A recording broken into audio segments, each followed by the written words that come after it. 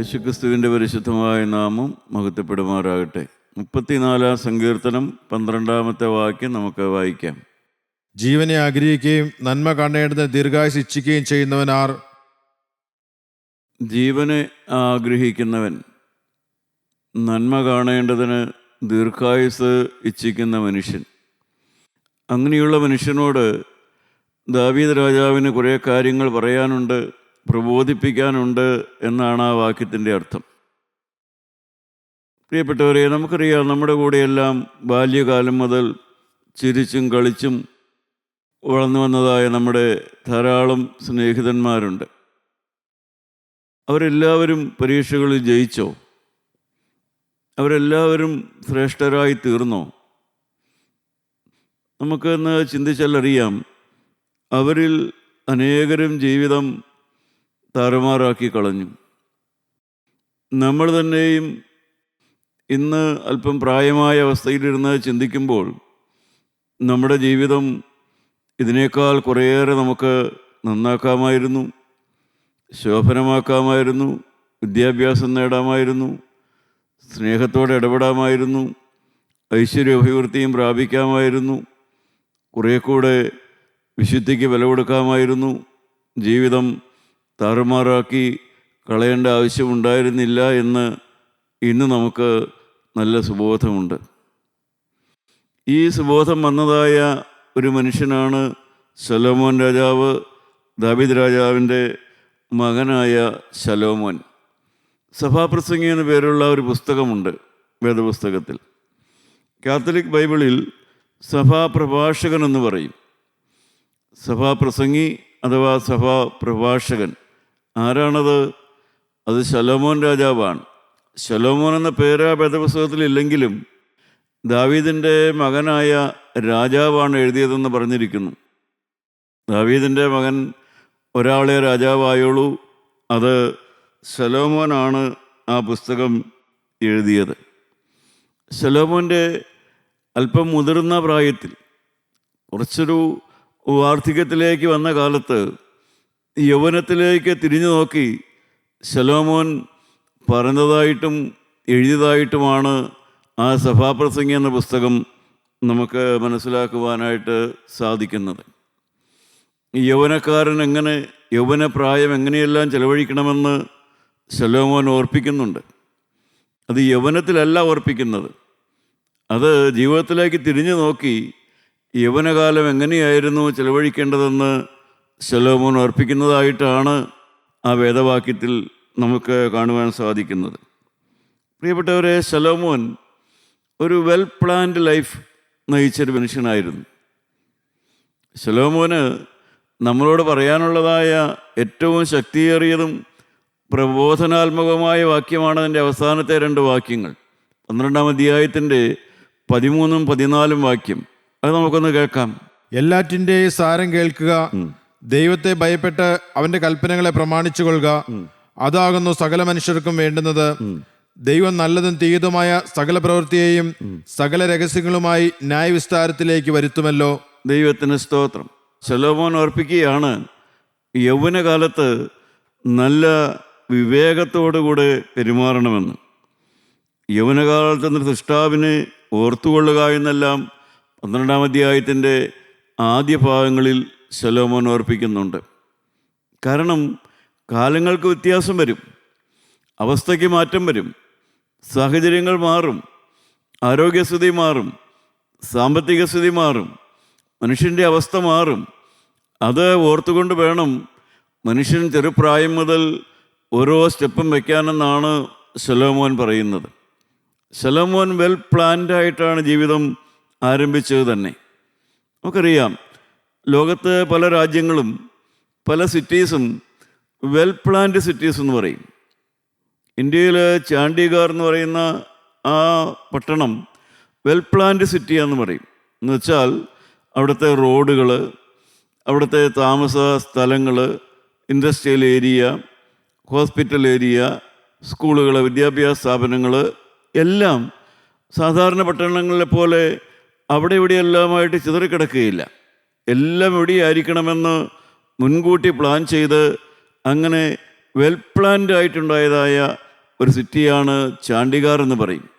ശലോമോനും തൻ്റെ ജീവിതം well planned ആയിട്ടാണ് ആരംഭിച്ചത്. ഏറ്റവും ശ്രേഷ്ഠമായ രീതിയിലാണ് ശലോമോൻ്റെ ജീവിതം ശലോമോൻ ആരംഭിക്കുന്നത്. രാജാക്കന്മാരുടെ 1-ാം പുസ്തകം അതിൻ്റെ 3-ാം അധ്യായം 6-ാമത്തെ വാക്യം ശലോമോൻ്റെ ആദ്യത്തെ പ്രാർത്ഥനയാണ്. പ്രാർത്ഥനയോടുകൂടെ ശലോമോൻ ആരംഭിക്കുകയാണ് ജീവിതം. എന്താണ് ആദ്യമായി പ്രാർത്ഥിക്കുന്നത്? 3:6.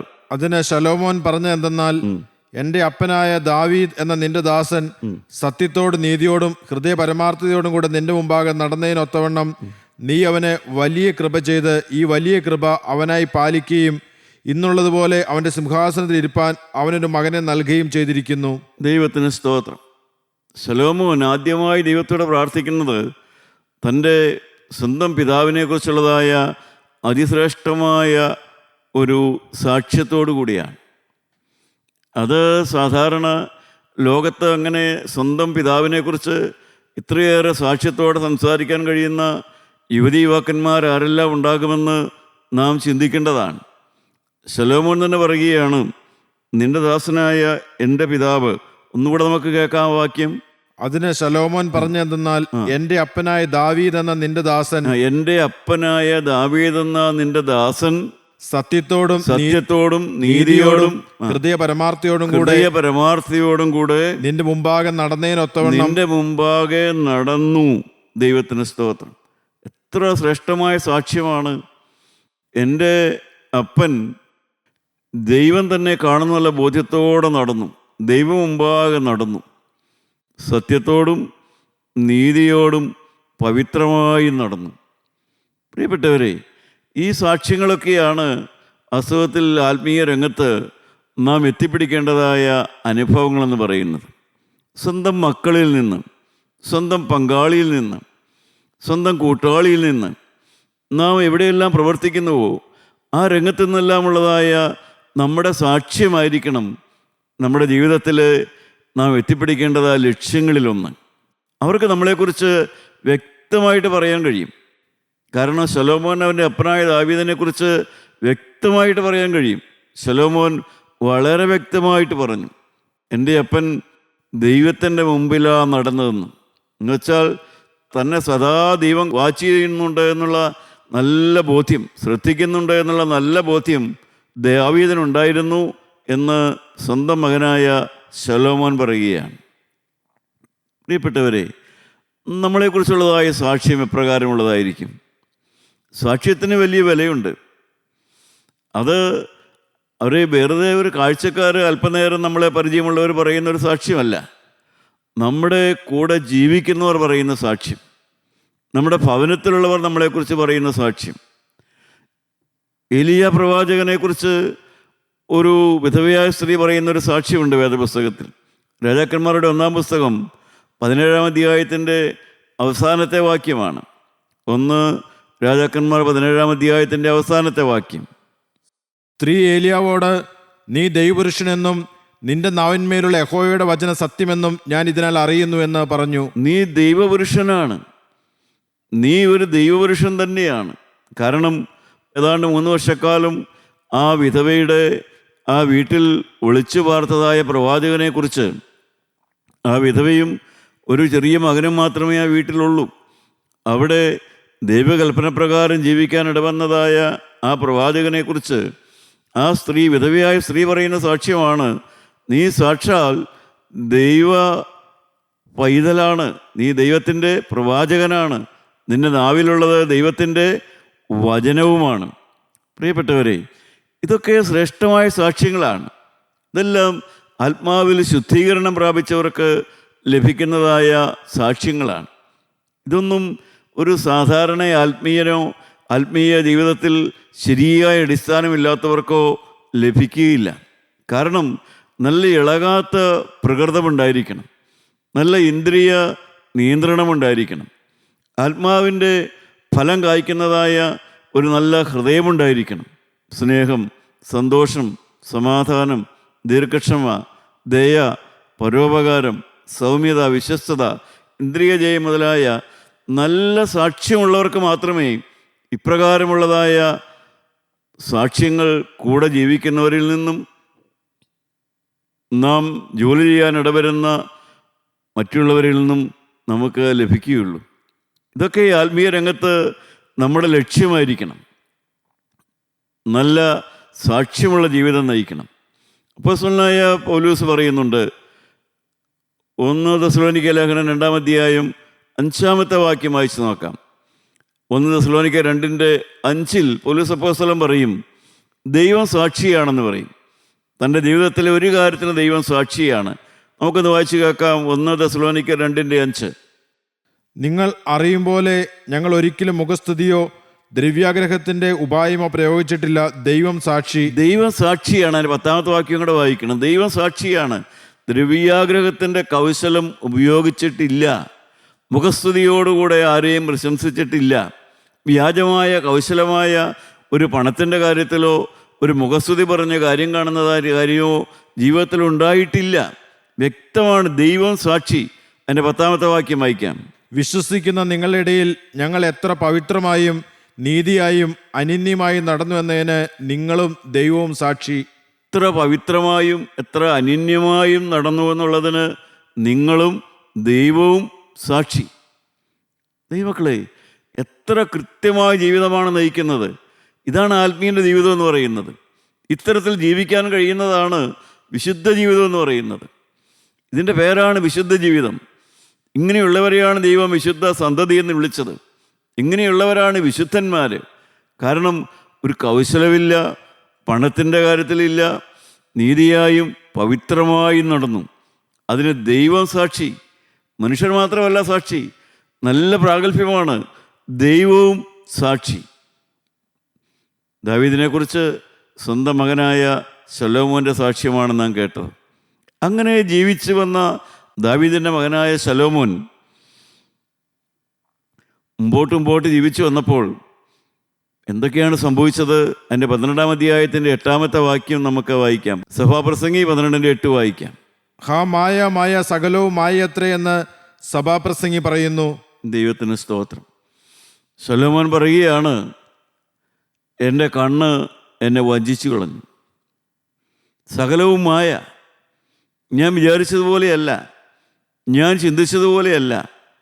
എൻ്റെ കണ്ണ് എന്നെ വഞ്ചിക്കുകയായിരുന്നു. ശലോമോൻ ഓർപ്പിക്കുകയാണ്, ഞാൻ നിരൂപിച്ചതുപോലെയല്ല, എല്ലാം മായ മായ മായ. പ്രിയപ്പെട്ടവരെ, നാം എപ്പോഴും ഓർത്തുകൊള്ളണം, നമ്മുടെ കണ്ണ് നമ്മളെ വഞ്ചിക്കാൻ എല്ലാ സാധ്യതയുണ്ട്.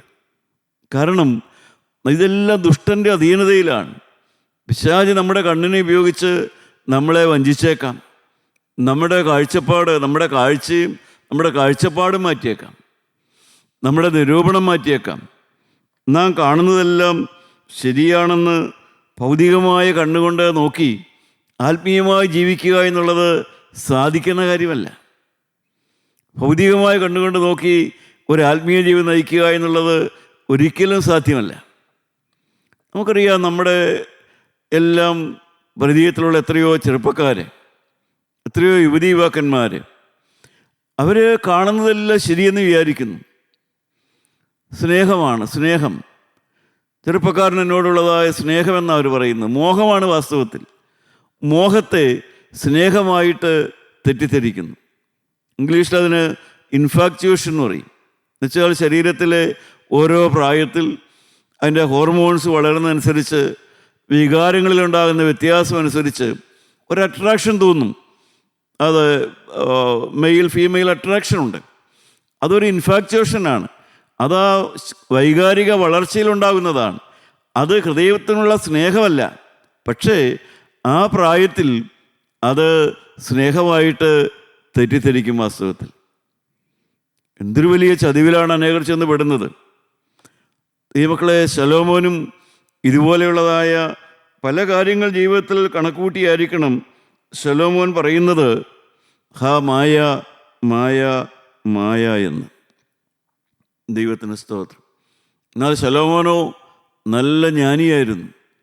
ലോകത്തിലെ ശലോമോനും ചിന്തിക്കാനോ മനസ്സിലാക്കാനോ സാധിക്കാത്ത അധിക കാര്യങ്ങളില്ല. എല്ലാറ്റിനെക്കുറിച്ചും ശലോമോൻ സദൃശവാക്യം എഴുതിയത് ശലോമോൻ തന്നെയാണ്. ആ പുസ്തകം വായിച്ചാൽ അറിയാം എത്ര ജ്ഞാനിയായിരുന്നു ശലോമോനെന്ന്. അതിൻ്റെ 12-ാമത്തെ അധ്യായം, സദൃശവാക്യം 12-ാം അധ്യായം 10-ാം വാക്യമായിരിക്കണം. 10 ഒന്ന് വായിച്ചു നോക്കാം. 12-ന്റെ 10 ഒന്ന് വായിക്കാം. നീതിമാൻ തന്റെ മൃഗത്തിന്റെ പ്രാണാനുഭവം അറിയുന്നു, ദുഷ്ടന്മാരെ ഉള്ളമോ ക്രൂരമത്രേ. ദൈവത്തിന് സ്തോത്രം.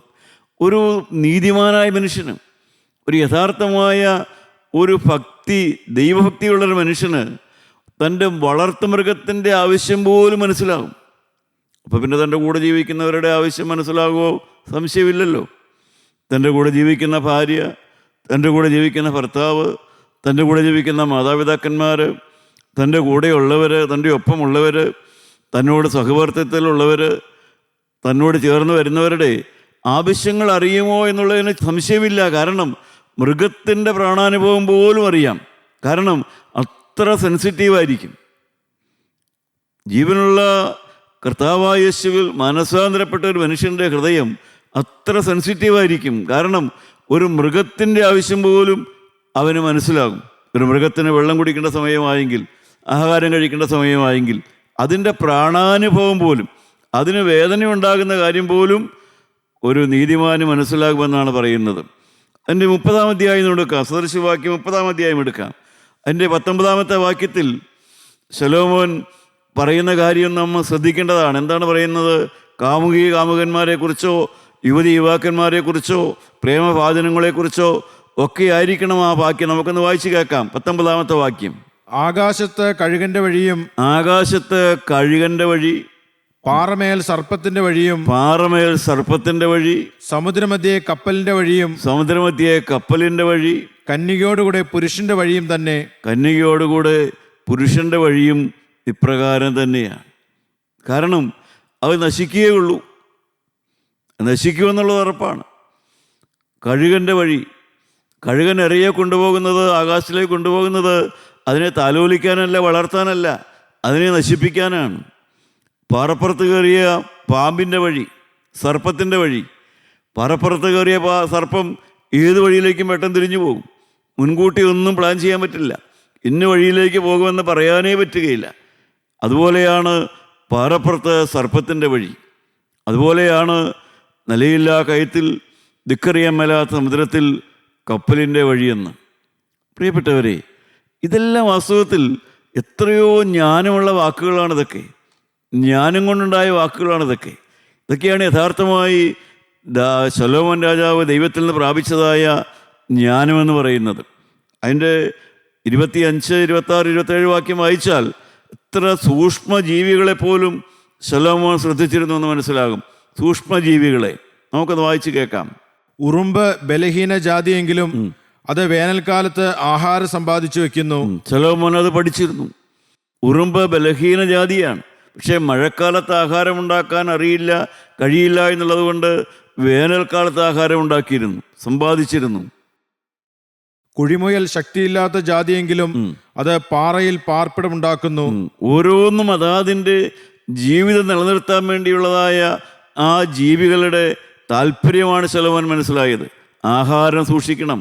കുഴിമുയൽ അത് ബലഹീന ജാതിയാണ്, അതുകൊണ്ട് പിടിക്കപ്പെടാൻ സാധ്യതയുണ്ട്. അതുകൊണ്ട് പാറയുടെ വെളിയിലാണ് അത് പാർപ്പിടമുണ്ടാക്കുന്നത്. അടുത്തത്, വെട്ടുക്കിളിക്ക് രാജാവില്ല എങ്കിലും അതൊക്കെയും അണിയണിയായി പുറപ്പെടുന്നു. അടുത്തത്, പല്ലിയെ കൈകൊണ്ട് പിടിക്കാമെങ്കിലും അത് രാജാക്കന്മാരെ അരമനകളിൽ പാർക്കുന്നു. രാജാവിൻ്റെ അരമനയിൽ പാർക്കുന്ന പല്ലിയെ പിടിക്കാൻ പറ്റില്ലല്ലോ. പ്രിയപ്പെട്ടവരെ, മനുഷ്യൻ്റെ ആ സൂക്ഷ്മതയേറിയ ജീവിതം നിലനിൽക്കണമെങ്കിൽ, ശരീരത്തിൻ്റെ ജീവൻ മാത്രമല്ല, ഒരുവൻ്റെ ആത്മീയ ജീവിതം നിലനിൽക്കണമെങ്കിൽ എത്ര സൂക്ഷ്മതയോടെ ജീവിച്ചാലാണ് സാധിക്കുക. ഒരു ബലഹീന മനുഷ്യൻ, ഒരു സാധാരണ മനുഷ്യൻ തന്നെ സകല ജാഗ്രതയോടും കൂടെ എൻ്റെ ഹൃദയത്തെ കാത്തുകൊള്ളുക എന്ന് ശലോമോൻ ഓർപ്പിക്കുന്നുണ്ട്. നമ്മുടെ പ്രാണൻ നഷ്ടപ്പെടാതെ സൂക്ഷിക്കണമെങ്കിൽ, നമ്മുടെ ആ വീണ്ടെടുക്കപ്പെട്ട ആത്മാവ് നഷ്ടപ്പെടാതെ സൂക്ഷിക്കണമെങ്കിൽ, കർത്താവ് തന്നതായ ജീവൻ നഷ്ടപ്പെടാതെ സൂക്ഷിക്കണമെങ്കിൽ നാം എത്രമാത്രം ജാഗ്രതയുള്ളവരായിരിക്കണം. ഒരു ഉറുമ്പിനെ നോക്കുക, ഒരു പല്ലിയെ നോക്കുക, ഒരു കുഴിമയിലിനെ നോക്കുക, ഒരു വെട്ടുക്കിളിയെ നോക്കുക. അതെല്ലാം അണിയണിയായിട്ട് പോവുകയാണ്, ഒറ്റയ്ക്കല്ല പറക്കുന്നത്. പ്രിയപ്പെട്ടവരെ, ഇതെല്ലാം വായിക്കുമ്പോഴാണ് ഒരു ശക്തമായ ക്രിസ്തീയ കൂട്ടായ്മയുടെ ബലം, ഒരു കൂട്ടായ്മയുടെ സ്നേഹബന്ധം, ഒരു കൂട്ടായ്മയിൽ നാം ചേർന്ന് നിൽക്കേണ്ടതായ ആവശ്യകത, ആത്മാവിൻ്റെ ആഹാരം തക്ക സമയത്ത് സമ്പാദിക്കുക, ഇതെല്ലാം നാം സൂക്ഷിച്ചാൽ മാത്രമേ നമ്മുടെ ആത്മാവിൻ്റെ കാര്യം നമുക്ക് ശുഭമായി മുമ്പോട്ട് കൊണ്ടുപോകാനായിട്ട് സാധിക്കുകയുള്ളൂ. അങ്ങനെ എല്ലാത്തിലും ശലോമോൻ വെൽ പ്ലാൻഡ് ലൈഫായിരുന്നു. പക്ഷേ വാർദ്ധക്യത്തിലെ ഹൃദയമല്ലല്ലോ യൗവനത്തിലെ ഹൃദയം, യൗവനകാലത്തെ ഹൃദയമല്ലല്ലോ വാർദ്ധക്യത്തിലെ ഹൃദയം. ശലോമോൻ വാർദ്ധക്യത്തിൽ വന്നിരുന്നിട്ട് പുറകോട്ട് തിരിഞ്ഞു നോക്കിയപ്പോഴാണ് തൻ്റെ യൗവനകാലത്ത് താൻ ശരിയായില്ല എന്ന് ശലോമോന് മനസ്സിലാകുന്നു. അത് അയവർക്കിക്കൊണ്ടാണ് ശലോമോൻ പറയുന്നത്. അതിൻ്റെ 13-14 വാക്യം 12-ാം അധ്യായം. എല്ലാറ്റിൻ്റെ സാരം കേൾക്കുക, ദൈവത്തെ ഭയപ്പെട്ടവന്റെ കൽപ്പനകളെ പ്രമാണിച്ചു കൊള്ളുക, അതാകുന്നു സകല മനുഷ്യർക്കും വേണ്ടുന്നത്. ദൈവം നല്ലതും തീയതുമായ സകല പ്രവൃത്തിയെയും സകല രഹസ്യങ്ങളുമായി ന്യായവിസ്താരത്തിലേക്ക് വരുത്തുമല്ലോ. ദൈവത്തിന് സ്തോത്രം. What is the purpose of creation? എന്തിനാണ് ദൈവം മനുഷ്യനെ സൃഷ്ടിച്ചത്? എല്ലാറ്റിൻ്റെയും എന്തിനാണ് ദൈവം മനുഷ്യന് ആഹാരം തരുന്നു, അതിന് ജീവിക്കാനുള്ള മാർഗങ്ങൾ തരുന്നു, എല്ലാം ദൈവം മനുഷ്യന് വേണ്ടി തരുന്നു. എന്തിനാണിതെല്ലാം ദൈവം ചെയ്തു തരുന്നത്?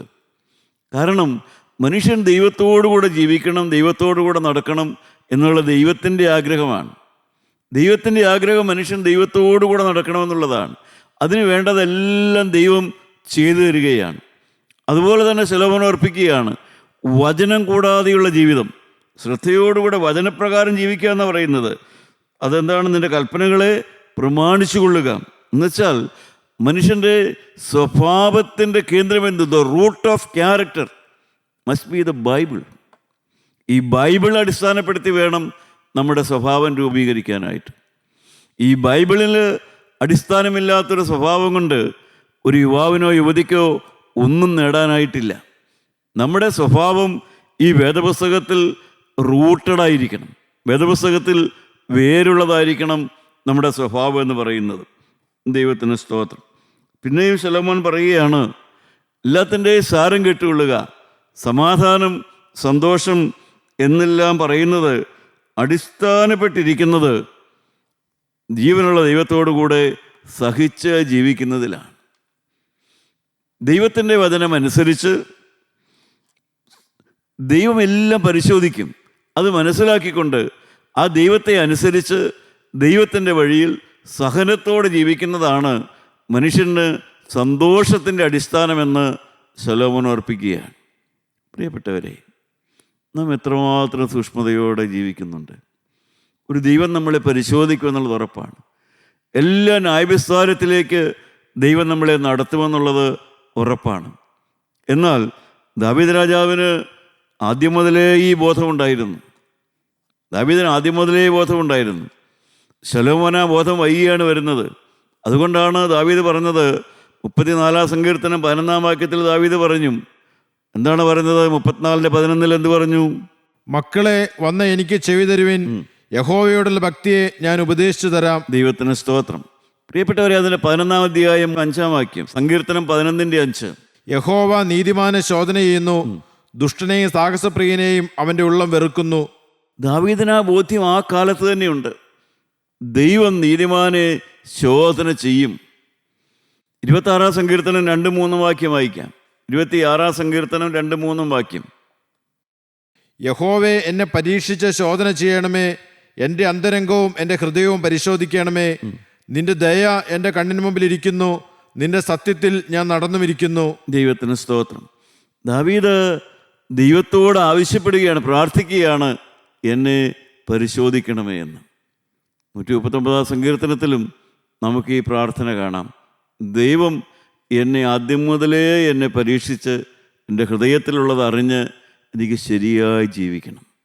പ്രിയപ്പെട്ടവരെ, വാർദ്ധക്യത്തിലെത്തിയിട്ട് തെറ്റുപറ്റിപ്പോയി എന്ന് ഉപദേശിക്കുന്നതിലും എത്രയോ ശ്രേഷ്ഠമാണ് തെറ്റുപറ്റാ ജീവിക്കാൻ, ജീവിതം യഥാസമയത്ത് തന്നെ കരുണയുള്ള കർത്താവിൻ്റെ കയ്യിൽ ഏൽപ്പിക്കാൻ സാധിക്കുക എന്ന് പറയുന്നത്. ദൈവത്തിന് സ്തോത്രം. പ്രിയപ്പെട്ടവരെ, നമ്മുടെ ജീവിതം പാളിപ്പോയ അവസ്ഥയിലാണോ? നിങ്ങളുടെ ജീവിതം താറുമാറായിപ്പോയ അവസ്ഥയിലാണോ? നിങ്ങളുടെ ബാല്യകാലം നിയന്ത്രണം വിട്ടുപോയ അവസ്ഥയിലാണോ? ദൈവബോധമില്ലാതെ, വചനപ്രിയമില്ലാതെ, ക്രിസ്തു നോക്കുന്നു എന്നറിയാതെ ആണോ നിങ്ങൾ ജീവിച്ചു പോകുന്നത്? നമ്മുടെ ജീവിതത്തിലേക്ക് നമുക്കൊന്ന് പരിശോധിക്കാം. ഒരു നിമിഷം ഒന്ന് ചിന്തിക്കാം. കുറേ കൂടെ നന്നായി ജീവിക്കാമായിരുന്നില്ലേ? കുറേ കൂടെ തെറ്റുകൾ ഒഴിവാക്കാമായിരുന്നില്ലേ? കുറേ പ്രവൃത്തികളും കുറേ വാക്കുകളും ഒഴിവാക്കാമായിരുന്നില്ലേ? അനേക കാര്യങ്ങൾ നമുക്ക് ഒഴിവാക്കാമായിരുന്നില്ലേ? മുന്നമേ യേശുവിനെ വിളിക്കാമായിരുന്നില്ലേ? നേരത്തെ ക്രിസ്തുവിലേക്ക് നോക്കാമായിരുന്നില്ലേ? സഹോദരങ്ങളെ, നമുക്ക് പലതും സാധ്യമായിരുന്നു. എന്നാൽ നമ്മുടെ അനേകരുടെ ജീവിതം പതറിപ്പോയിട്ടുണ്ട്, പാളിപ്പോയിട്ടുണ്ട്, പ്രയോജനം കുറഞ്ഞു പോയിട്ടുണ്ട്, പ്രയോജനമില്ലാതായി പോയിട്ടുണ്ട്. എന്നാൽ എല്ലാം പുതുക്കിത്തരാൻ കഴിയുന്നവനായ നസ്രായനായ യേശു, അവൻ്റെ രക്തം സകല പാപവും പോക്കി നമ്മെ ശുദ്ധീകരിക്കുന്നു. അവിലയേറിയ രക്തത്തിൽ നമുക്ക് ആശ്രയിക്കാം. ആ രക്തം നമുക്ക് വേണ്ടി ഊറ്റിയ കർത്താവിൻ്റെ ക്രൂശിലേക്ക് നമുക്ക് നോക്കാം. പ്രിയപ്പെട്ടവരെ, കാലം വൈകിയിട്ടില്ല, കാലം തീർന്നു പോയിട്ടില്ല. ലജ്ജ കൂടാതെ, മടി കൂടാതെ ഈ ജീവനുള്ള കാലത്ത് ഇപ്പോഴെങ്കിലും നമുക്ക് ദൈവത്തെങ്കിലേക്ക് തിരിയാം, ക്രിസ്തുവിലേക്ക് തിരിയാം. വൈകിപ്പോയിട്ടില്ല എന്ന് ഒരിക്കൽ കൂടെ ഞാൻ ഓർപ്പിക്കട്ടെ. എല്ലാം നന്നാക്കി തരാൻ കഴിയുന്ന എൻ്റെ കരങ്ങളിലേക്ക് ജീവിതം ഏൽപ്പിച്ചു കൊടുക്കാം. അവൻ നമ്മളെ നടത്തട്ടെ. സ്വർഗീയ പിതാവേ, ഈ തന്ന സമയത്തിനായി, തന്ന ചിന്തകൾക്കായി, ഞങ്ങൾക്കെന്ന സുബോധത്തിനായി സ്തോത്രം. കരം പിടിച്ച് നടത്തണമേ. യേശു മൂലം പ്രാർത്ഥിക്കുന്നു. കൃപയോടെ കേട്ട് ഉത്തരം തരുമാറാകണമേ. ആമീൻ.